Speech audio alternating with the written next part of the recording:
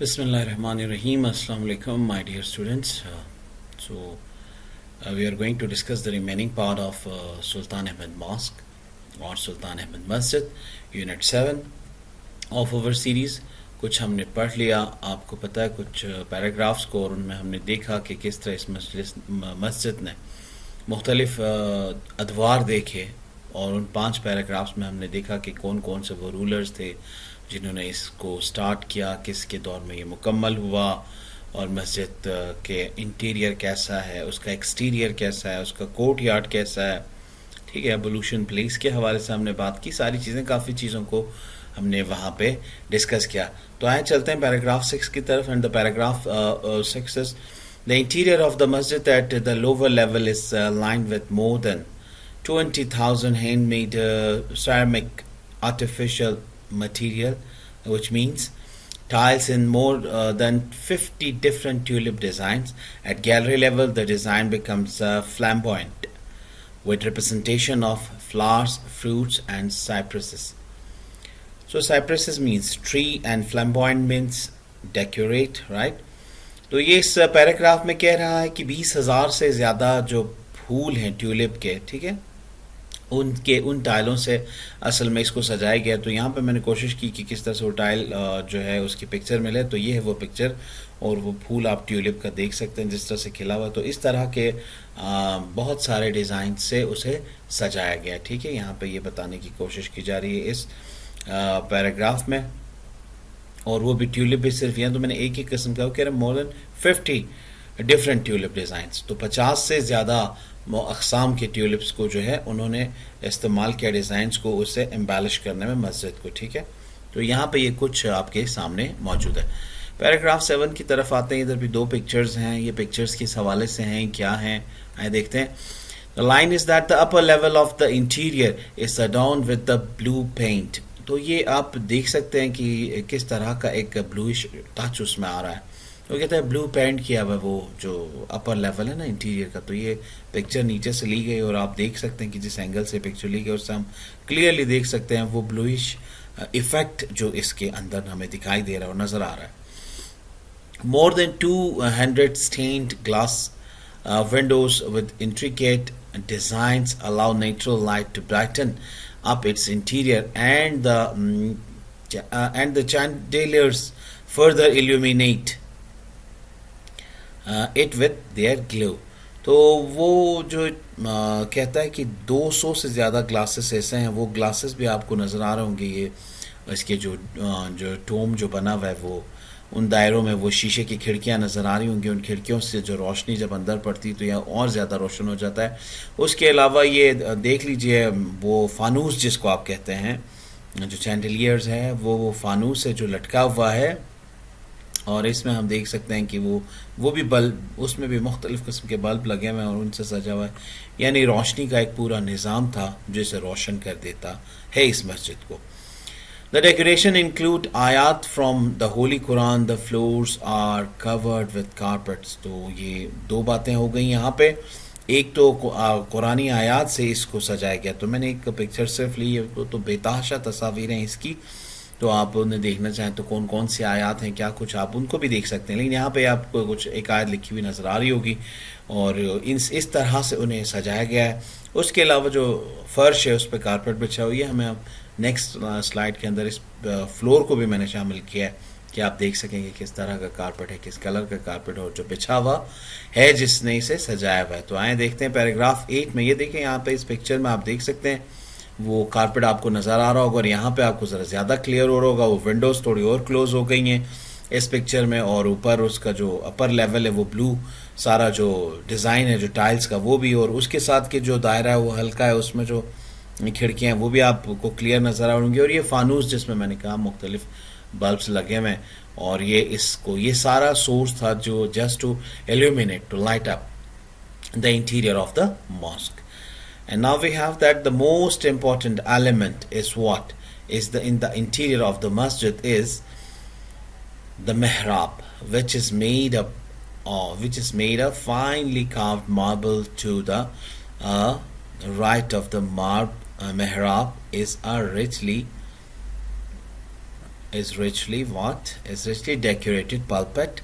The and ادھر تک کو ذرا دیکھ لیتے ہیں. دیکھیں کہ وہ کہہ رہے ہیں آپ سے کہ کس طرح سے اس کے محراب کو جو ہے ٹائل سے سجایا گیا. تو واقعا ہم دیکھ سکتے ہیں کہ ہمیں محراب نظر آ رہے ہیں سامنے ہی ہمارے ہیں 1 2 3 4 5 اور سارے پورے کا پورا ایک محرابی شکل میں.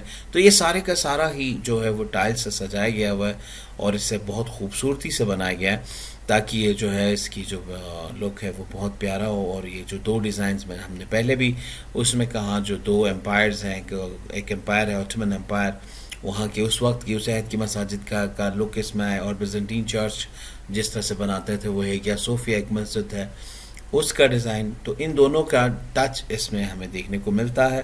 اس طرح سے اسے بنایا گیا ہے. The masjid is so designed that even when it's most crowded, everyone in the masjid can hear and see the imam. اب یہ اس کی دیکھیں کیا خوبصورتی ہے. یعنی کہ ہم یوزلی دیکھتے ہیں کہ مساجد کے اندر اس کے جو پلرز کھڑے ہوتے ہیں تو جو پلرز کے پیچھے ہوتا ہے اس کو امام نظر نہیں آ رہا ہوتا, یا جو ذرا سا بھی سائڈ پہ ہوتا ہے پلر سے وہ بھی نہیں دیکھ پا رہا ہوتا کہ وہ کہاں پہ ہے.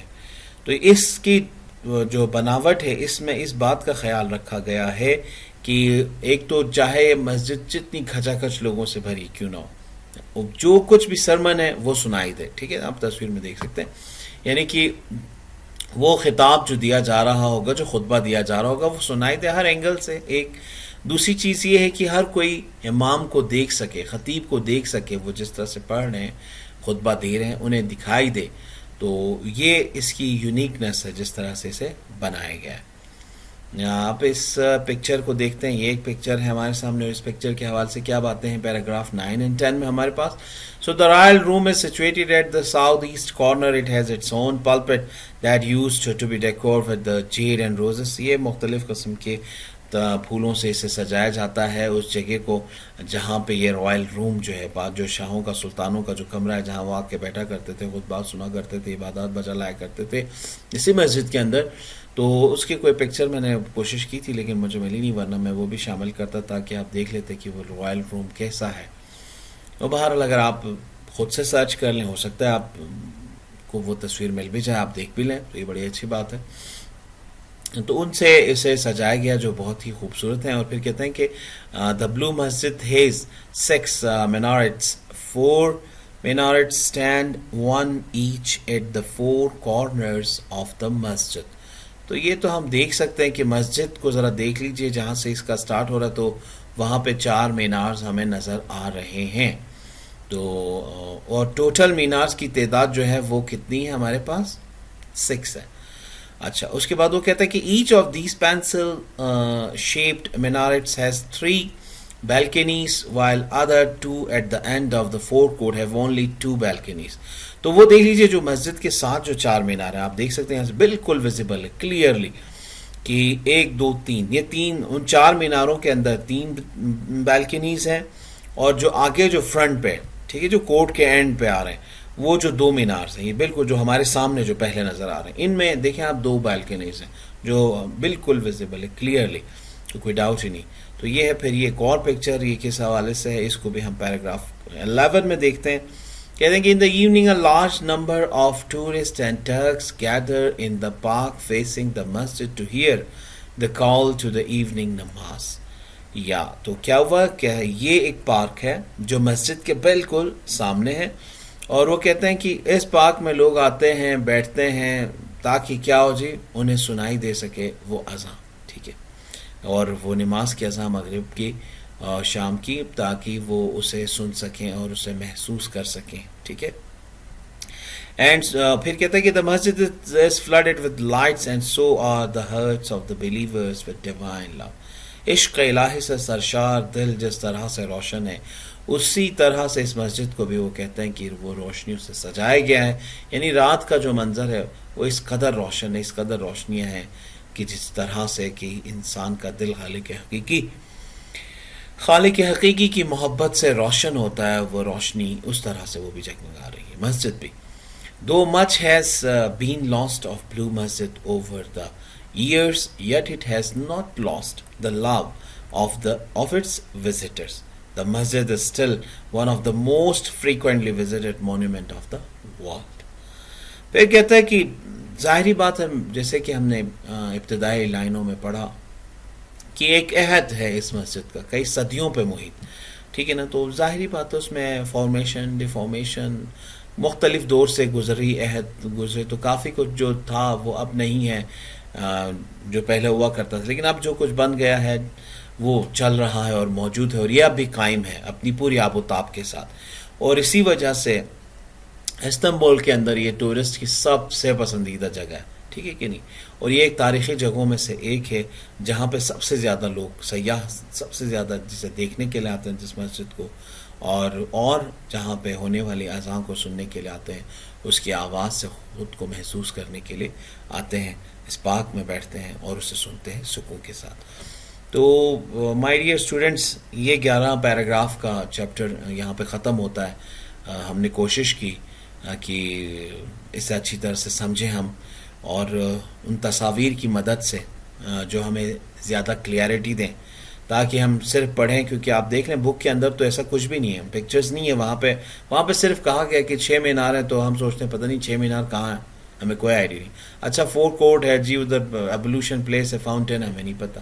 ہاں جی مصطفیٰ ون نے بنایا، احمد ون نے سٹارٹ کیا تھا، ہمیں نہیں پتہ کون ہے، کیسے کس طرح کے ان کی چہرے کیسے دکھائی دیتے ہوں گے، اور بہت ساری چیزیں. تو کوشش میں نے یہ کی کہ ان سلائڈس کے اندر زیادہ سے زیادہ امیجز کو شامل کیا جا سکے، تاکہ آپ انہیں دیکھیں اور آپ کی آنکھیں دیکھیں ان امیجز کو، تو یہ سٹور کر لیں آپ کو اپنی ان امیجز کو، نہ صرف بلکہ ان پیراگرافس کو بھی، اور وہ پیراگرافس بھی آپ میں ایبزارب ہو جائیں. تو ہوپ سو کہ آپ کو بھی یہ جو ایک سیریز میں یہ تھوڑا سا ہٹ کے کچھ بنایا کچھ، تو یہ آپ کو اچھا لگا ہوگا اور انشاءاللہ آپ کو فائدہ بھی پہنچے گا. تو ملتے ہیں آپ سے اگلے لیکچر میں اس کے کویشچن آنسرس اور جو کویشچنز جو بٹوین دا پیراگرافس ہیں ان کے ساتھ. ٹل دین تھینک یو اینڈ اللہ حافظ.